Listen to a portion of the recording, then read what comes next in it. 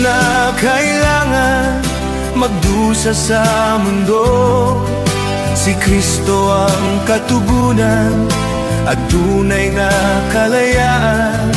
Ang nais mo'y kapayapaan at inaasam na kagalakan.